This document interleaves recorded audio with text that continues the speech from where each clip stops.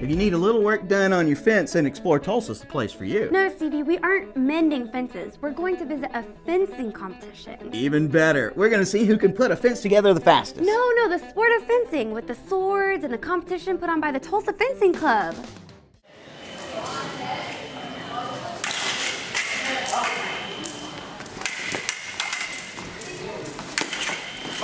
We like it, and we kind of got into it so we could get more community involvement. We don't let fencers fence without their parents, so the parents come and watch what they're doing, and that's kind of what we want to see. We want to see the whole group, the whole family. We have several family members that are fencing, plus we have wives and husbands that are fencing. So it's been a really good deal for the whole family, and they can all sit here. One of them could be fencing, one of them could be running on the track, but it's been really good for the family. And that's what we kind of started it for.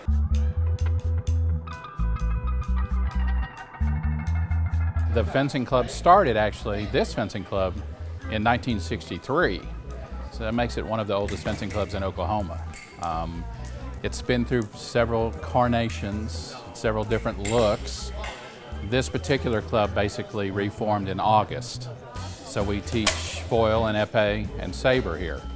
And we start with the basics, foil. We make everyone fence foil, which is the right-of-way weapon, which is the training weapon in fencing.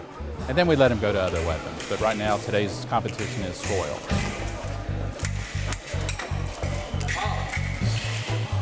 In foil fencing, the torso, which is this lame that everyone's wearing, this silver lame. So the torso, front and back, is the target. It also has right-of-way. So if I attack you, you have to defend me to stop my attack. So if I attack you and you don't defend, you get stabbed. If you defend, now I have to keep away from you and not get stabbed. So if I attack you, you stop the attack, and you come back and stab me, then you get the point. So there's a little rule going on right away, and you have to stop it. Now if both of you go at each other, and you both stab each other, in this sport we just throw that out, because both of you got hit. So we started over.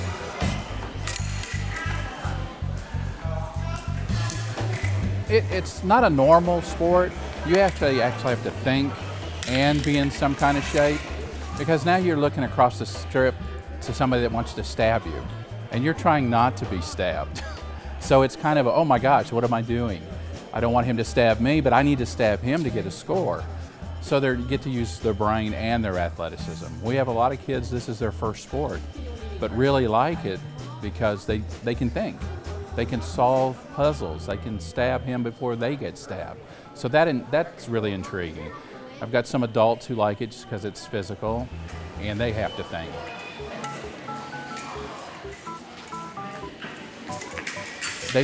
Our youngest fencer in this club right now is 6 years old, and we have a 67-year-old fencer fencing today. So there is some age categories, but in this tournament it's open, so I can have 13-year-old fencers fencing 67-year-old fencers.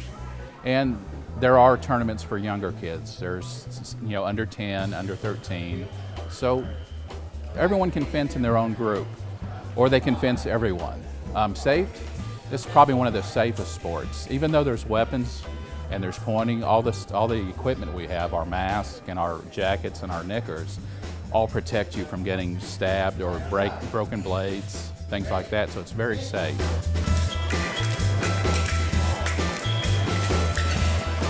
In our club, you can just come by any Tuesday or Thursday.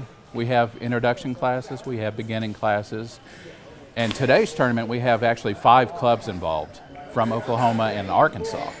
So pretty much every club in our division is represented here today. We have guys that travel. We have a top-rated fencer in our club that's in the veterans I think he's 23rd in the nation. And then we've got some kids from our division that are really high-rated, so they travel. Matter of fact, in December, we'll be going to Dallas for a big national circuit event. So we have several fencers who go out and travel.